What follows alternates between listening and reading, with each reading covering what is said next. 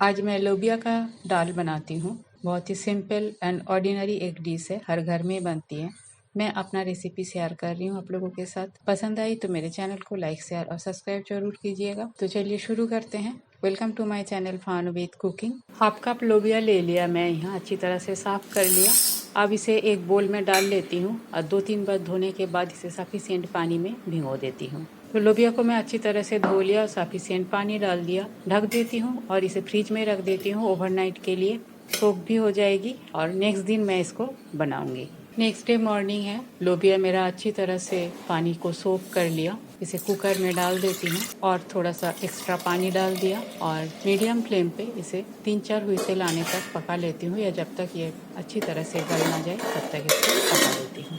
लोबिया अच्छी तरह से बॉयल हो गई, कुकर का प्रेशर भी रिलीज हो गया, बिल्कुल अच्छी तरह से गल गया है। हैंड मैशर से इसे एक बार मैश कर देती हूँ जिससे ग्रेवी बहुत थिक होगी। इस दाल में कई लोग आलू भी डालते हैं, आलू डालने से भी अच्छा लगता है। तो बस ये हो गया है, अब इसको तड़का लगाना है। कढ़ाई में 1.5 चम्मच के आसपास तेल डाल देती हूँ, 1 चम्मच जीरा और 1 पिंच हींग डाल देती हूँ। तेल भी गर्म हो गया, जीरा भी फ्राई हो गया है। स्लाइस किया हुआ एक प्याज डाल दिया और प्याज को फ्राई कर लेती हूँ।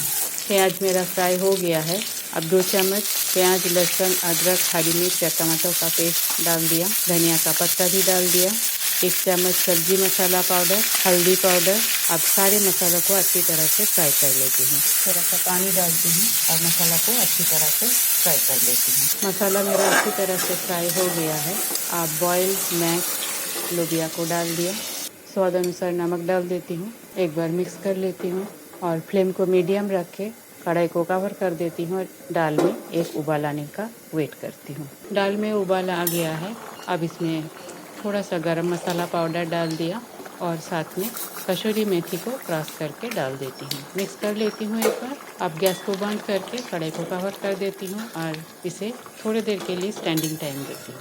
लोबिया का दाल बनके तैयार है। बहुत ही इजी है, रोटी, परोठा, चावल के साथ ये बहुत अच्छा लगता है और बहुत ज़्यादा प्रोटीनियस है। रेसिपी अगर आपको पसंद आई तो मेरे चैनल को लाइक शेयर और सब्सक्राइब करना ना भूलें। थैंक्स फ्रेंड, वीडियो देखने के लिए। आगे भी बने रहिए। होममेड सिंपल रेसिपी मैं अपलोड करती हूँ।